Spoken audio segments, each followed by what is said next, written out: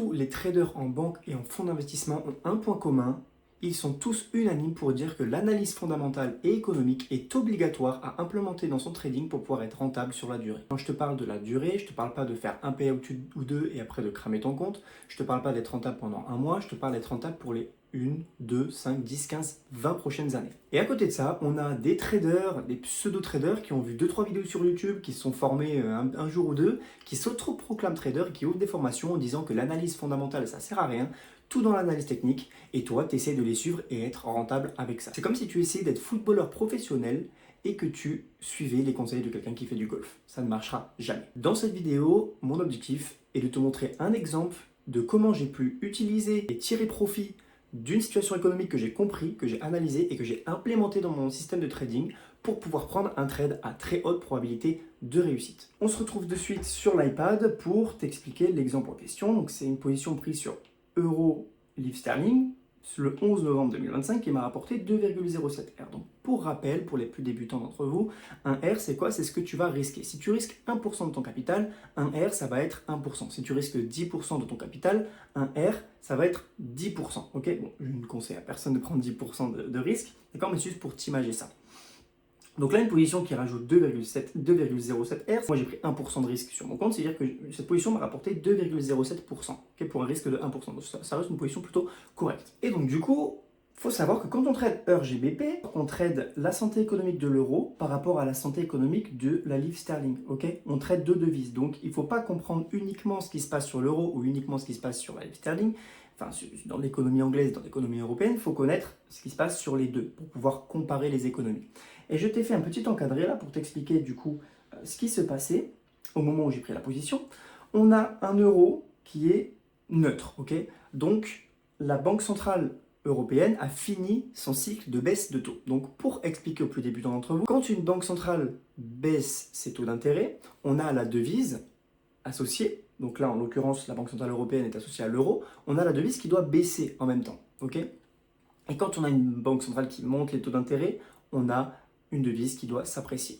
Donc là, en l'occurrence, on a une banque centrale européenne, d'accord, qui a fini son cycle de baisse de taux, qui est plutôt stable, okay, qui devrait maintenir ses taux d'intérêt. Okay. On a une économie solide, on a donc une devise plutôt neutre, et qui attend un événement aux États-Unis pour la volatilité. Petit bémol sur la devise, quand même, on a une instabilité politique en France qui pourrait, on va dire, selon certains événements, pourrait peser sur la devise. Mais actuellement, ce n'est pas le cas, et tu verras que c'est secondaire par rapport à ce qui se passe au Royaume-Uni. De son côté, au Royaume-Uni, on a une banque centrale anglaise qui n'a pas encore terminé son cycle de baisse de taux. Donc il y a une baisse de taux qui est prévue, on ne sait pas quand, ok, il faut savoir qu'une fois par mois, on a une réunion de la banque centrale qui va annoncer, du coup, si elle va monter ses taux, baisser ses taux ou les maintenir, d'accord? Donc là, d'un côté, on a un euro neutre, où on a terminé de baisser ses taux et on va très probablement juste les maintenir, et de l'autre côté, on a une livre sterling qui s'est prévu qu'on continue à baisser les taux. Ok, donc si tu as bien suivi ce que j'ai dit avant, d'un côté on a un euro stable et d'un côté on a une livre sterling qui pourrait à tout moment baisser en valeur. Donc du coup, déjà toi si tu es investisseur,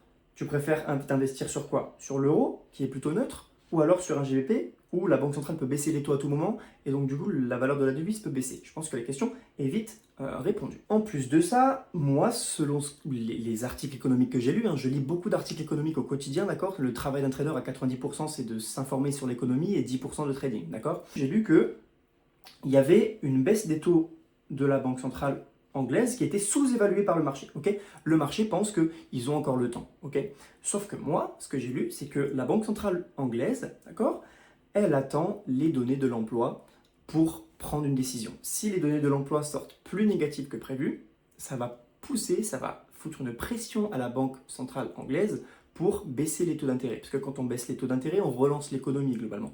Et donc, du coup, ils voudraient relancer l'économie avant que le marché de l'emploi soit trop catastrophique. Donc si on sort en rouge, on pourrait avoir une banque centrale qui baisse ses taux d'intérêt. Et donc du coup, on va avoir une livre sterling qui va baisser en valeur. Et donc du coup, on va avoir un EUR-GBP, un euro-GBP qui va monter. Okay, pour rappel, on trade EUR-GBP, donc si on a un euro qui est plutôt stable et qu'on a une livre sterling qui chute, ok, bon, EUR-GBP est voué à monter. Ok, c'est ce que j'explique en bas, c'est que si moi, mon analyse, c'est qu'on a un euro stable, plus on a une livre sterling qui devrait baisser, ok, et bien ça fait que, vous voyez, l'euro en vert parce que c'est stable, c'est plutôt positif. GBP en rouge parce que ça devrait baisser suite aux probables baisse de taux d'intérêt de la Banque centrale anglaise.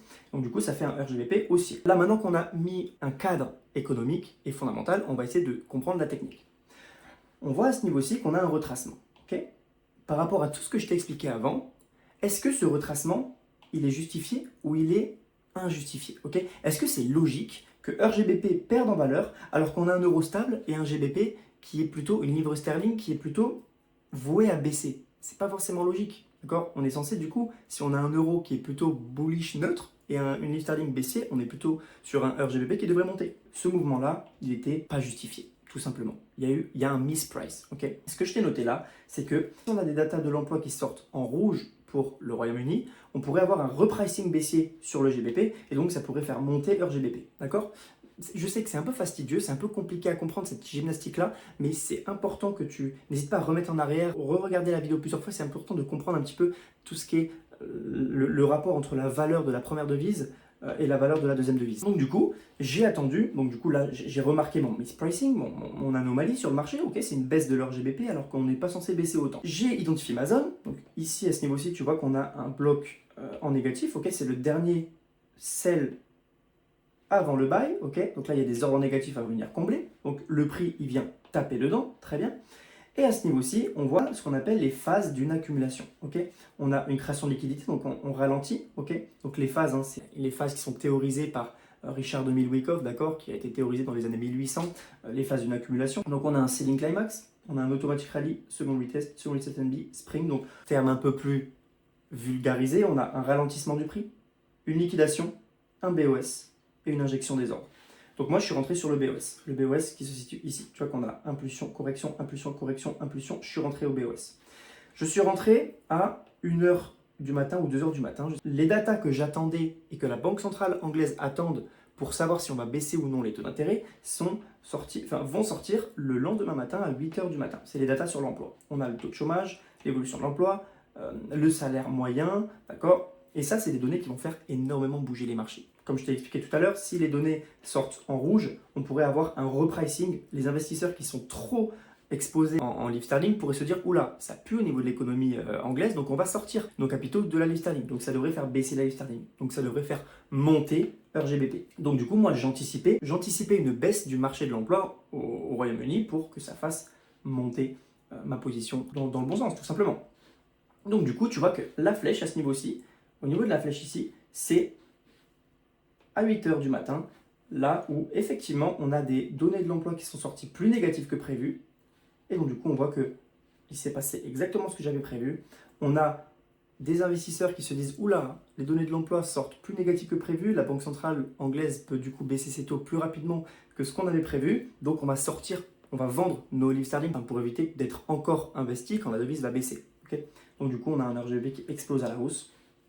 Et là, du coup, bon, c'est un peu anecdotique, hein. J'ai mis mon stop loss ici, je me suis fait sortir et après le prix est parti dans mon sens. J'ai préféré loquer du gain plutôt que rester à break-even et garder trop de gains latents, d'accord?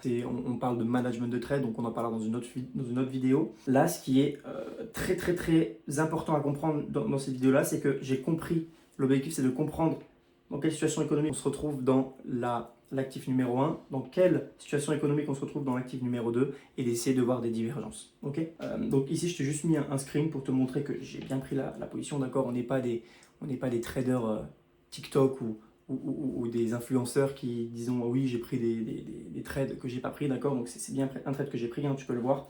Je l'ai pris donc voilà le 11 à 2h du matin et j'ai été sorti le même jour à 21h58. J'espère que tu as compris l'importance de comprendre ce que tu fais en trading. C'est comme si tu essaies de devenir footballeur professionnel sans connaître les règles du foot, ce n'est pas possible. Si tu ne comprends pas la santé économique des actifs que tu trades, tu n'y arriveras jamais sur le long terme. Ce trade-là, si j'ai pu le prendre, ok, c'est parce que j'ai compris qu'il y avait un mispricing au niveau de leur GBP. Si jamais je n'étais pas sensible à la fondamentale et je n'essayais pas de comprendre ce qui se passe économiquement parlant, je ne l'aurais jamais vu. Okay, Tu aurais peut-être même pensé, oh ici on est passé bearish, ok, on a eu un BOS ici ou ici, on est passé baissier, je vais chercher à vendre. Ok, il y en a beaucoup, je suis sûr, à ce niveau-ci, en H1, ils ont vu un BOS ici et ils ont cherché à vendre.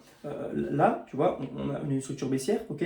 Quand le prix il est revenu dans ce POI là, ok, oui c'est un POI théoriquement, ok, c'est très à la mode, hein, order block, OBI, POI, tout ce que tu veux. Ceux qui traitent tout ça sans comprendre, c'est voué à l'échec, d'accord. Ça, c'est un POI, je suis d'accord. Sauf que, est-ce que c'est un bon POI à prendre? Non, parce que tu trades à contresens de l'économie, ok. Et par contre, quand tu comprends l'économie et que tu comprends que là, heure GBP n'est pas pricé comme il faudrait, il est sous-évalué, tu as tout compris, tu as tout gagné, tu peux prendre des trades qui ont de très hautes probabilités de réussite et tu vas être rentable sur le long terme parce que tu vas tout le temps être dans le bon sens en fait. Tu vas être dans le bon sens, ça va juste être une histoire de timing. L'objectif c'est d'être dans le bon sens en trading, mais savoir qu'un actif va monter, ça ne suffit pas pour faire de l'argent. Okay, tu sais que l'actif va monter, mais que tu achètes toujours au moment où il y a un petit retracement, tu vas toujours encaisser des pertes. L'objectif c'est d'avoir le bon timing et la bonne direction.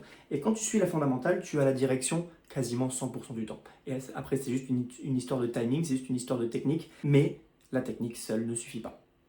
Donc voilà, j'espère que cette vidéo t'a plu, j'espère que ça n'a pas trop été brouillon, je suis désolé, je suis tout nouveau, on va dire, dans ce style de vidéo-là, je ne suis pas créateur de contenu, hein, je suis trader, hein. La plupart des youtubeurs que tu vois sont plus créateurs de contenu que traders, c'est pour ça qu'ils s'expriment bien, ils ont bien leurs idées claires, tout ça dans les vidéos. J'espère en tout cas que c'est compris, si c'est pas compris, n'hésite pas à m'envoyer des questions en commentaire, je les lirai avec plaisir. Tu retrouveras dans la description de cette vidéo tous les liens où tu peux retrouver du contenu éducatif, ok, donc notamment mon lien Telegram, d'accord, qui est 100% gratuit. Tu y retrouves des analyses fondamentales et techniques quasiment quotidiennement. Tu trouveras mon mail, ok, sur lequel tu peux m'envoyer un mail pour essayer de candidater pour rejoindre l'école, ok.